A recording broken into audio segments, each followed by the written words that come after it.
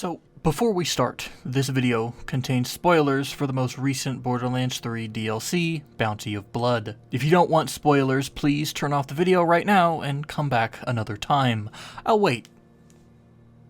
Okay, so I have played and beaten Bounty of Blood, the, like I said, newest DLC for Borderlands 3, and constantly, throughout the entire thing, the locals of Gehenna reference an entity known as the Company. Now, this company has basically become the he who shall not be named figure in their mythos. He's basically the Dracula of the planet. Because of this, because the locals refuse to speak about the Company in any way, shape, or form outside the usual slander, I thought it would be a good idea to ask, who and what exactly is this company? Now, before we begin, I think it's best to talk about the company, what we know about them, and how it became the boogeyman of Gehenna. And actually, we don't even need to dig that deep to figure it out. Right off the bat, first cutscene of the DLC, we are told exactly what the company did and how they treated the planet. The company dreamed up new weapons of war, bent beasts to their will.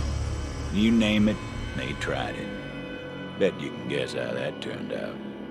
It is to note, however, that they never say who, which lays into the entire Dracula mythos I mentioned previously. So, taking what we are told in that cutscene and putting it together with our common Borderlands knowledge, the Company is clearly one of the major conglomerates of the 6 galaxies, and this specific one essentially opened some sort of vault and used its contents to develop different types of weapons, monsters, and technology to get an upper hand on their corporate rivals. Now, depending on when the Company arrived on Gehenna, it's quite possible that the Company was active on the planet around the events of Borderlands 1. And I say this because if this is the case, it could be that they sought various methods to get an upper hand against Atlas, arguably the strongest corporation around that time, specifically to outdo them in their various businesses across the 6 galaxies. Or maybe if you were like me at the start of the DLC, maybe you became convinced that this company is actually just Atlas itself, and Gehenna was just left to the wayside after Atlas capitulated after Borderlands 1. The entire idea of developing tech fits their entire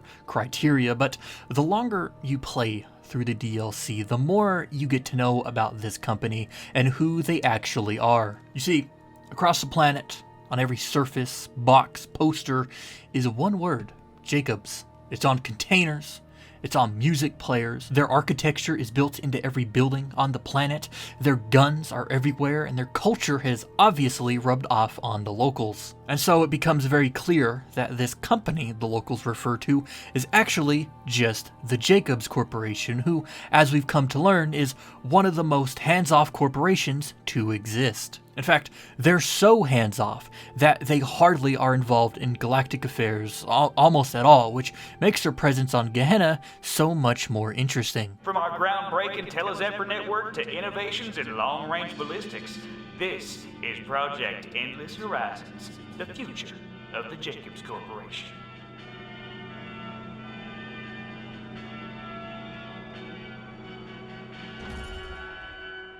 So it makes you wonder, where does Gehenna fit into all of this? Clearly what happened on Gehenna goes against everything Jacob says they stand for.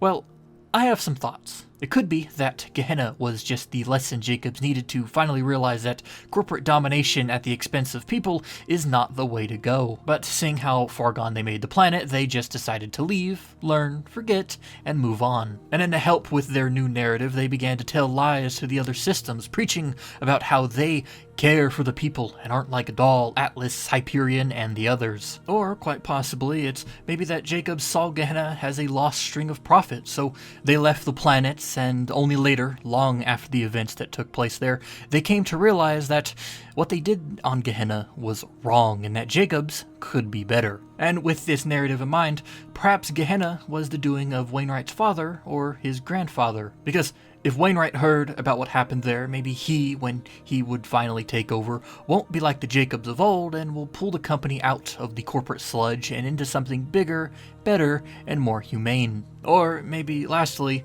maybe Gehenna was just Jacob's dirty little secret. Maybe it's that Jacobs preached about how they are unlike their competitors, but in reality they were no better and sought ways and took the steps necessary to expand their influence to better their profit margins. Regardless of the outcome, Jacobs left Gehenna and its people to their fate and has shown no signs of returning to help undo what they've done. That, my friends, is something unforgivable, even if the company has changed and is now a total shadow of its former self. But of course, I'll let you be the judge of them yourself. If you have any questions, comments, or concerns regarding this video, Borderlands, or its lore, you can leave them in the comment section down below, and I'll be sure to read each and every one of them.